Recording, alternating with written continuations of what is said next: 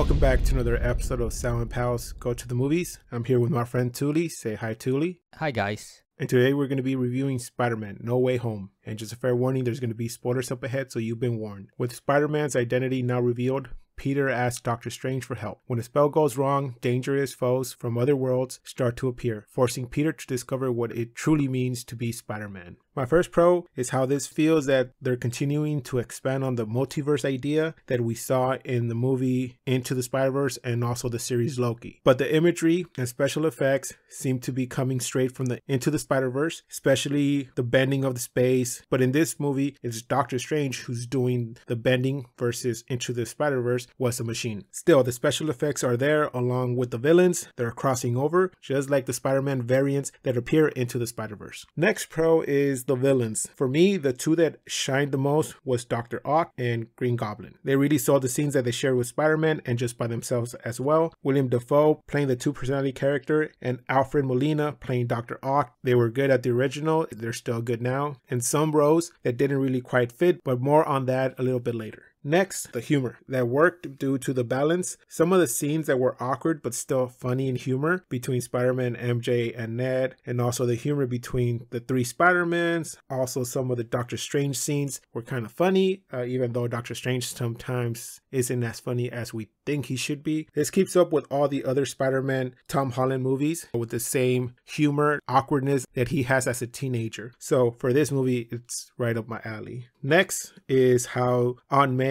is technically Uncle Ben in this universe, and it sort of still fits with the multiverse idea that in every other universe there's a specific role that keeps persisting or certain key things. Just like Spider-Man's, they have lost somebody that were close to them. We have Andrew Garfield who lost Gwen in his universe. Spider-Man, Tom Holland loses Aunt May, and then so and so. This is basically Aunt May taking over Uncle Ben's role, not physically but just with the quote that we all know, with great power comes great responsibility. And that as fans, we appreciate that quote. Even though it keeps being used over and over, it doesn't lose its impact. It still stays strong, even though a lot of people might say that it's cheesy, but for us, it's something that has been synonymous with Spider-Man. And yes, a lot of people might think that in this movie, it felt like the word Martha in Superman versus Batman, but it's not cheesy at all. It just fits so well between the three Spider-Mans as they come to realize that they're all interconnected through one single phrase that either Uncle Ben or Aunt May said. Which brings me to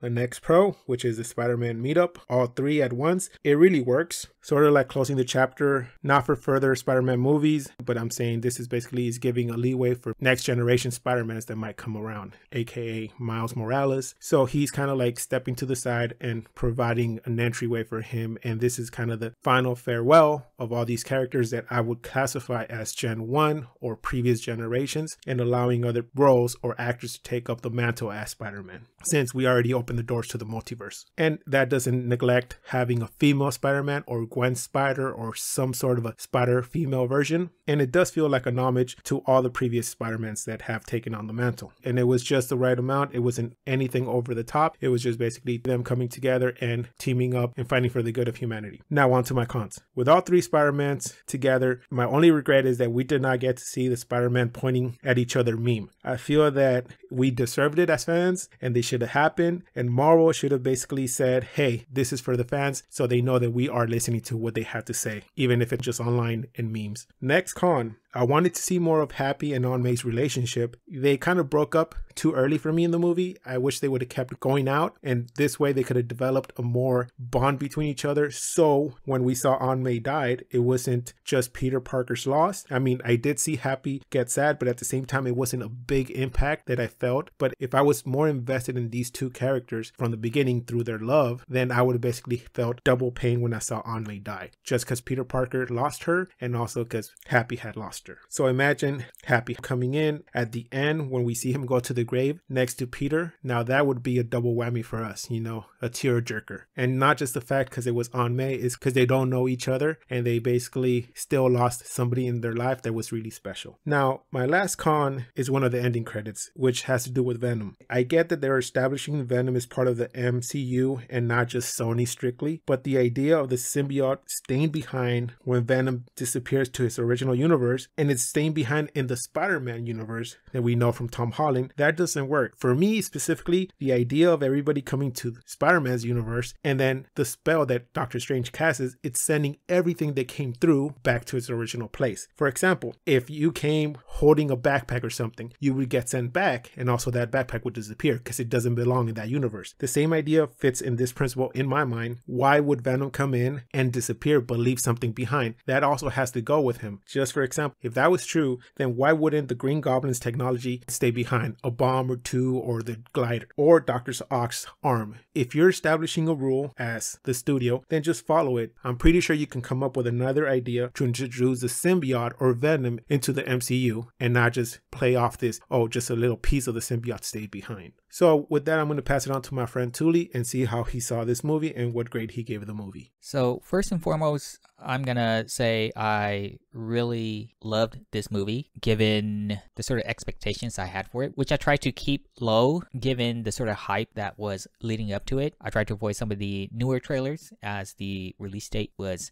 getting close for the movie, but even then, I already knew who most of the villains were. It's one of those things where it's an unfortunate but probably unavoidable thing where you want to sort of like put these characters out there so you can advertise the movie and get people to come and watch it. So I get it from that perspective, but it does lose some of its allure because you lose that sort of like surprise factor when you see stuff in a film for the first time versus seeing them in the trailer. But fortunately, there were a lot of other surprises that were introduced in the film that I really enjoyed, whether it's cameo from a movie or even a Netflix series, which I'll get to in a bit. So I thought that sort of like balanced out and it kind of made me feel a lot better despite already knowing who the villains were in the movie, that some of these other guest appearances like Andrew Garfield with his version of Spider-Man and Tobey Maguire, who I would still prefer as my Spider-Man just based on the movie platform. That's not to say that I don't like Tom Holland's version of Spider-Man. I do love his version, especially in this one. His performance, Tom Holland that is, was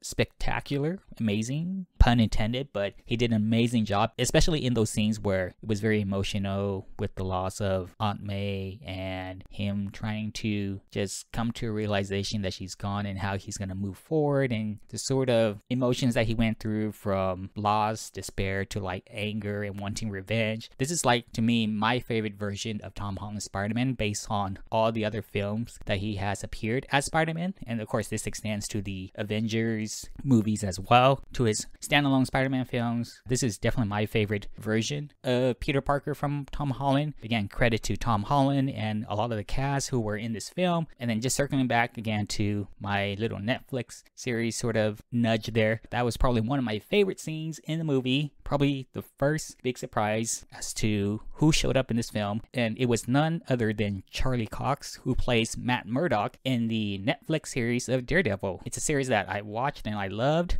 Wish they would have probably carried it on with another season or two, but I really love that series. And so when I saw not just Matt Murdock, but the Matt Murdock from the Netflix series, that caught me off guard. And again, it just made up for already knowing some of the villains in the movie. In addition to, like I already said, Andrew Garfield and Tobey Maguire making their appearances, seeing Matt Murdock in there, it was a very nice reward to, you know, be a part of that. And of course, the crowd went crazy when they saw it, just like I did, because it totally caught me off guard. You know, Tobey Maguire and Andrew Garfield, I think they were sort of expected to be in there already, so I wasn't too shocked, but it was still nice to see them. The audience still kind of were clapping and stuff, I understand, but I think Matt Murdock was the one that really got me. Other than that, the pacing in the film I thought overall was really good. At no point did I feel that this was like a 2.5 hour film. In fact, I actually wanted the film to be a little bit longer to expand on some of the plot points in the movie, because I feel like, if anything, the writing at certain junctures of the film were kind of weak, and you needed to sort of buy into like the writing's reasoning, the motivation for Peter to do what he was going to do. And I'm going to go specifically to his conversation with Aunt May, in which Aunt May was telling him, hey, you can't send these guys back even though they're villains, because they're gonna die. You need to help them. That sort of encouraged Peter, who already made up his mind to send them back and practically to their doom. Just through that little conversation he had with his Aunt May, decided, hey, you know what, I'm gonna do it. I'm gonna try to help these guys, which of course goes against what Doctor Strange wanted, and they ended in that marvelous fight that they had. That was awesome. But at the same time, again, just circling back to the writing, I feel like that was kind of weak because it was just within that moment and there wasn't any, I feel like, setup for it. If they have shown Aunt May, for example, in her sort of like soup kitchen sort of role where she's trying to help people and is willing to, as one of the theme to this movie, give people a second chance despite what they've done wrong before, then maybe I could have bought more into why Aunt May was so determined to get Peter to do what she encouraged him to do. Again, it's one of those things where I feel like you have to buy into what Aunt May was telling Peter to do. And in the long run, it did make sense in terms of what Spider-Man would have done, because I feel like Spider-Man is the type of superhero who has to make tough decisions despite maybe having conflicted feelings about what it is they do. Again, it just comes back to the same idea about with great power comes great responsibility, which Aunt May also says in this film. The most famous phrase to be uttered in the Spider-Man universe is concerned, of course, initially from Uncle Ben. I think it just comes back to that central theme, but yeah, you just had to buy into what Aunt May was trying to get Peter to do. And once you do, then you get to see how things unraveled, particularly with the Green Goblin sort of taking the lead as being the main villain of the film. But in addition to that, I just want to give props to the movie doing Shocker, who was played by Jamie Foxx, a lot of credit, because I felt they got his appearance right in this film compared to how he looked in the Andrew Garfield film, especially when you see him shoot out his electrical sort of powers or whatever towards the end of the film. You could kind of see that sort of mask that is in the shape of like a star. I really like the attention to detail there. Mad props to the movie for that. There's a lot to be said about this film that I really liked. It's really being nitpicky if I want to sort of pick out things that I felt was kind of either out of place or could have been handled a little differently. On the matter of the mid-post-credit scene with Tom Hardy and the piece of symbiote remaining, I didn't think about what Sal mentioned in retrospect to if anything or anybody appeared in this timeline in which Tom Holland's Spider-Man exists in. If they appeared and went away due to Doctor Strange's final spell, yeah, I didn't think about, the symbiote should have gone away as well, because it's like an eye for an eye. Like everything that appears should just go away as well. I think that's a great point that Sal made. The one observation that I had though, I'm thinking it might be a plot hole. I was trying to come up with a reason as to why Tom Hardy, aka Venom, was able to come to this world, because Tom Hardy had no knowledge of who Peter Parker was. That was the whole gimmick, where like all these people who came to this world, they in some shape or form knew who Peter Parker was. So the only reason I can sort of gravitate towards that might explain this is when Venom said to Tom Hardy in the second Venom film that Venom has gone through different worlds or something like that, and in doing so maybe has a lot of knowledge. Through that, he might know who Peter Parker is. Again, that's me kind of like maybe reaching. So I couldn't reason as to why Tom Hardy would be there in the first place, because they had no knowledge of who Peter Parker was. But as far as the MCU universe now having a symbiote there so that a new Eddie Brock can take the form of Venom, I'm okay with that, because personally, although Tom Hardy's version of Venom is okay, I don't really like the sort of bickering that happens between him and Venom. It's too over the top for me. I would rather have this more like dark sort of Venom where it speaks every now and again to Eddie to get him to like do stuff, versus always butting head with him and turning into some sort of drama or something. That's too over the top for me. In that retrospect, I do like that at least there's going to be a new version of Venom, and that I'm hoping whoever they cast as Eddie Brock will be more convincing, shall I say, compared to the third film